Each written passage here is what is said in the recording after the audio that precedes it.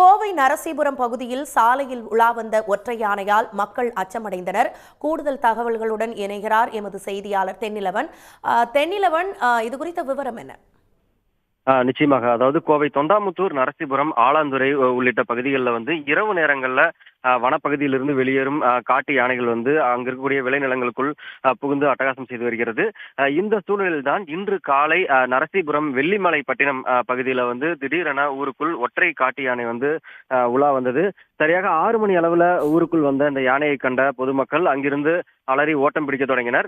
இதையடுத்து உடனடியாக வனத்துறையினருக்கு தகவல் அளிக்கப்பட்டது. இந்த நிலையில்தான் வெள்ளிமலைப்பட்டினம் அருகே இருந்த சாலையில் வந்த கார் மற்றும் இருசக்கர வாகனங்களை யானையானது சேதப்படுத்தி இருக்கிறது. அதே போல காலையில் பூ பறிக்க வெளியே வந்த சப்தகிரி என்ற 90 வயது முதியவரை காட்டு யானை தாக்கியிருக்கிறது. இதுல 2 கால்களிலும் முறிவு ஏற்பட்டு அந்த முதியவர் தற்போது கோவை அரசு மருத்துவமனைக்கு சிகிச்சைக்காக அனுப்பி வைக்கப்பட்டிருக்கிறார். நீண்ட நேரம் போராடி அந்த ஒற்றை காட்டு யானையை வனத்துறையினர் வன எல்லை அருகே கொண்டு சென்றிருக்கிறார்கள்.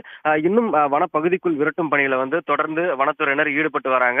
அதே போல பொதுமக்கள் யாரும் வன எல்லைக்கு தற்போது வர வேண்டாம் என வனத்துறை சார்பில் கேட்டுக்கொள்ளப்பட்டிருக்கிறது. தொடர்ந்து இந்த காட்டு யானையை வனப்பகுதிக்குள் விரட்டும் பணியில வனத்துறை ஊழியர்கள் தீவிரமாக ஈடுபட்டு வராங்க. வழக்கமாக வரக்கூடிய யானையாக இல்லாமல் இது ஒற்றை கொம்பு உள்ள ஒரு யானை புதிதாக ஊருக்குள் வந்ததால் வனப்பகுதிக்குள் செல்ல முடியாமல் தவித்து வருவதாகவும் அதை விரைவில் வனப்பகுதிக்குள் விரட்டி அதை கண்காணிக்கும் பணியில ஈடுபடுவோம் என வனத்துறை சார்பில் தெரிவிக்கப்பட்டிருக்கிறது. விவரங்களுக்கு நன்றி தென்னிலவன்.